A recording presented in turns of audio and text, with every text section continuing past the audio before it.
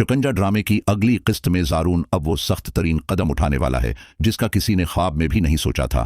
फजा की तरफ से मंगनी तोड़ने के ऐलान ने ज़ारून के सब्र का पैमाना लबरेज कर दिया है। ज़ारून अब समझ चुका है कि अगर वो रानी की साजिशों और घर वालों की रजामंदी का इंतजार करता रहा तो वो फजा को हमेशा के लिए खो देगा। इसलिए ज़ारून ने फैसला कर लिया है कि अब वो किसी से नहीं पूछेगा, बल्कि वो करेगा जो उसका दिल और उसका ज़मीर कह रहा है। अगली किस्त का आगाज ज़ारून के उस जुनून से होगा जब वो देखेगा कि रानी अपने मैके माँ के घर गई हुई है या घर पर नहीं है।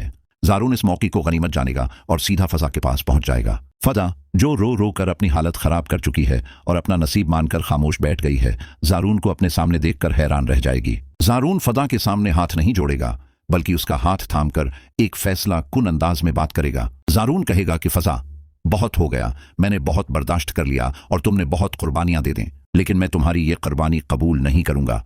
मैं तुम्हें इन लोगों के तानों और साजिशों के रहम व करम पर नहीं छोड़ सकता।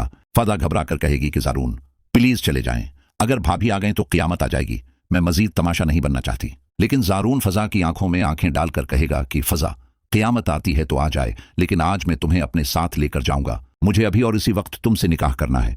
मुझे तुम पर पूरा यकीन है और अगर तुम्हें मुझ पर जरा सा भी एतबार है तो खामोशी से मेरे साथ चलो। फजा हचकचाएगी, वो डरेगी कि उसके भाई साकिब की इज्जत का क्या होगा। लेकिन यहाँ रुदा, फजा की छोटी बहन का किरदार बहुत अहम हो जाएगा। रद्दा जो अपनी बहन का दुख समझती है और जानती है कि रानी भाभी फजा को कभी खुश नहीं रहने देंगी, वो फजा को समझाएगी। रद्दा कहेगी कि आपी, ज़ारून भाई ठीक कह रहे हैं, यही एक रास्ता बचा है। अगर आप आज नहीं गए तो भाभी आपकी जिंदगी जहन्नम बना देंगी। ज़ारून भाई आपको इज्जत देना चाहते हैं, उनका हाथ थाम लें। रदा और ज़ारून की बातें सुनकर फजा हिम्मत करेगी और ज़ारून के साथ जाने के लिए तैयार हो जाएगी। ज़ारून फजा को अपनी गाड़ी में बैठाएगा और सीधा निकाह खवा के पास या मस्जिद ले जाएगा। वहां सादगी से गवाहों की मौजूदगी में ज़ारून और फजा का निकाह हो जाएगा। ये निकाह सिर्फ दो दिलों का मिलन नहीं, बल्कि रानी की साजिशों के चेहरे पर एक जोरदार तमंचा है, घर वापसी और वालदीन का रद्दामल। अब कहानी का सबसे सनसनीखेज हिस्सा शुरू होता है जब ज़ारून अपनी दिलहन फजा को लेकर अपने घर, जहां उसके वालिदीन रहते हैं, पहुंचता है। जैसे ही ज़ारून फजा का हाथ थामे घर में दाखिल होता है, उसके वालिदीन उन्हें देखकर सकते में आ जाते हैं। ज़ारून की मां आगे बढ़कर चीखती हैं कि ज़ारून, ये तुमने क्या किया? तुम उस लड़की को उठा लाए हो जिसने रिश्ते से इनकार कर दिया था।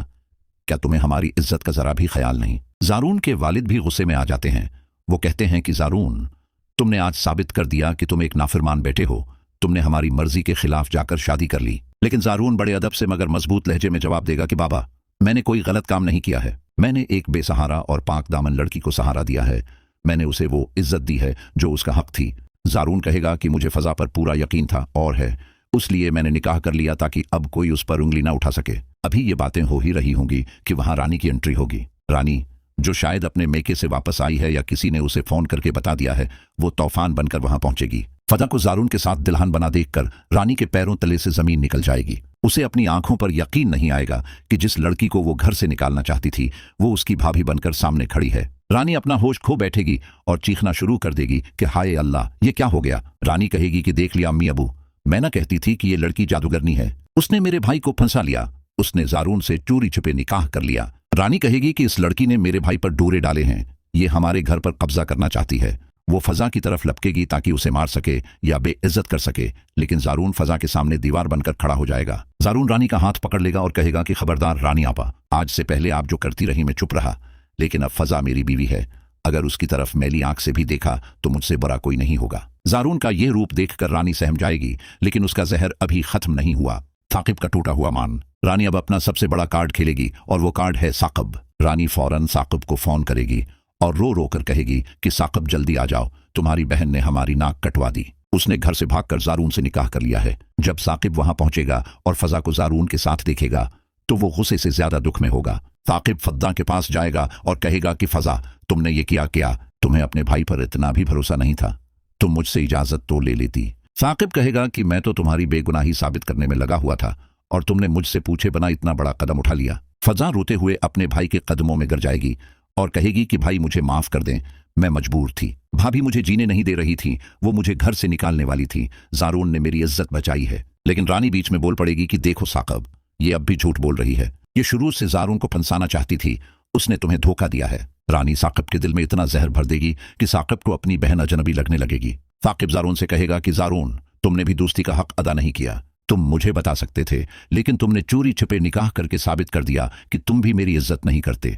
साकिब गुस्से में वहां से चला जाएगा और कह जाएगा कि आज के बाद मेरा अपनी बहनों से कोई ताल्लुक नहीं है। ये बात फजा के लिए बहुत तकलीफदा होगी, लेकिन जारून उसे सहारा देगा। जारून का आखिरी फैसला। जारून अपने वालिदीन और रानी से साफ कह देगा कि देखो, मैं फजा को लेकर आया हूं और अब ये यहीं रहेगी। अगर किसी को फजा से मसला है तो वो मुझे बता दे, मैं अलग घर ले लूंगा, लेकिन अब मैं रानी आपा की साजिशें अपने घर में नहीं चलने दूंगा। जारून रानी की आंखों में आंखें डालकर कहेगा कि रानी आपा, आपका खेल खत्म हो चुका है। आप चाहती थीं कि यह रिश्ता टूट जाए, लेकिन अल्लाह ने उस रिश्ते को निकाह में बदल दिया है।